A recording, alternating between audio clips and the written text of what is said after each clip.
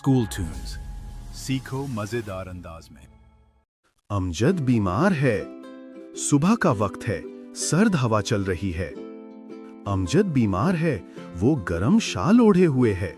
उसका जिस्म बुखार से तप रहा है। उसके पूरे जिस्म में दर्द है, वो दर्द से बेचैन है।